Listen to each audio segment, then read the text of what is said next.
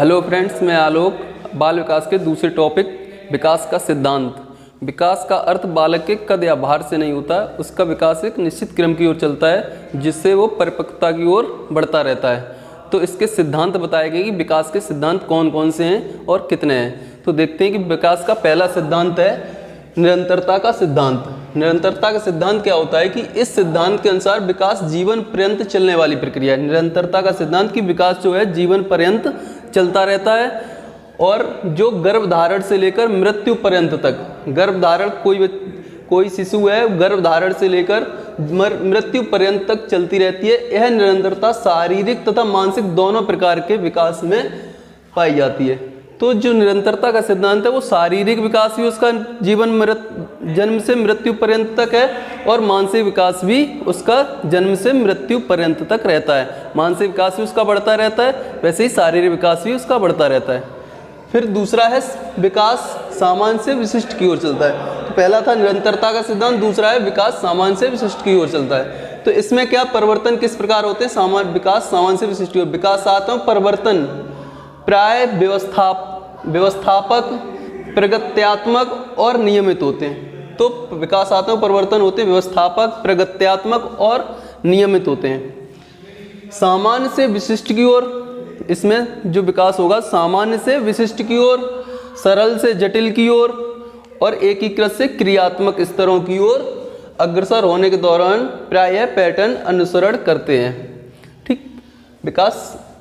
फिर तीसरा है विकास की दिशा का सिद्धांत। विकास की दिशा का सिद्धांत में क्या है, इसका तात्पर्य क्या है? विकास की दिशा के सिद्धांत से बालक का विकास सिर से पैर की ओर होता है। बालक का सिर पहले विकसित होता है और पैर बाद में। विकास की दिशा का सिद्धांत क्या हो गया? बालक का विकास सिर से पैर की ओर होता है। बालक का पहले सिर विकसित होगा, उसके बाद पैर। जैसे कोई बालक शिशु है, वो सबसे पहले किसी चीज को पाने के लिए अपने पूरा अंग, शरीर की पूरे अंग हिलाता है, फिर आवश्यक अंग हिलाता है। तो इसी तरह विकास के क्रम का एक रूपता। विकास की क्रम का एक रूपता का मतलब है विकास की गति एक जैसी न होने तथा पर्याप्त व्यक्तिगत अंतर पाए जाने पर भी विकास के क्रम में एक रूपता के अंतर पाए जाते हैं। जैसे कोई बालक है तो उसका सबसे पहले मानव जाति में बालक के सबसे पहले सिर विकसित होगा, तो ये एक रूपता है, हर बालक का पहले सिर विकसित होगा। तो यही है इसका कि विकास की गति एक जैसी न होने के कारण हर क्रम में विकास की, कभी बालक की प्रारंभ में बालक की गति बालिका की अपेक्षा ज़्यादा होती है मानसिक गति, और फिर बाद में बालिका की मानसिक गति ज़्यादा हो जाती है बालक की अपेक्षा। तो पहले बालक की। तो ये है कि विकास की गति एक जैसी न होने तथा पर्याप्त व्यक्तिगत अंतर पाए जाने पर भी विकास के क्रम में एक रूपता के अंतर पाए जाते हैं। फिर है परस्पर संबंध का सिद्धांत।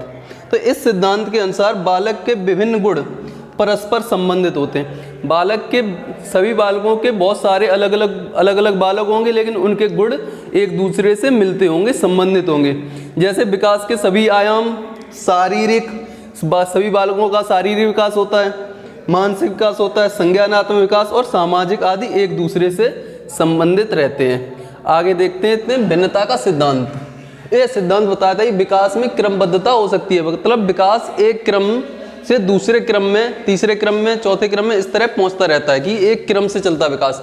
लेकिन क्या होता है कि उसकी गति समान नहीं होती।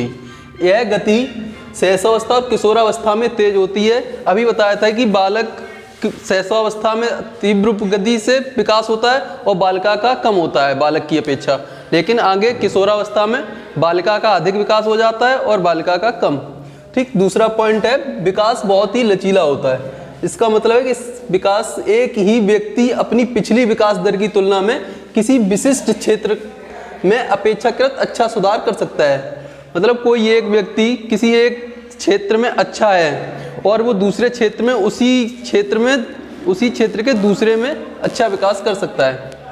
ठीक, तो क्या होता है कि विकास बहुत ही लचीला होता है। एक ही व्यक्ति अपनी पिछली विकास दर की तुलना में किसी विशिष्ट क्षेत्र में अपेक्षाकृत अच्छा सुधार कर सकता है। तो कोई व्यक्ति होगा, कोई एक कार्य कर रहा है तो उसी कार्य में वो अपना आगे अच्छा सुधार कर सकता है। फिर अगला विकास, शरीर के विभिन्न अंगों के विकास की गति में भिन्नता का सिद्धांत। यह सिद्धांत बताता है कि किसी बालक के अंगों का जो विकास होता है वो अलग अलग हो सकता है। ठीक, शारीरिक विकास किसी बालक का अलग अलग हो सकता है।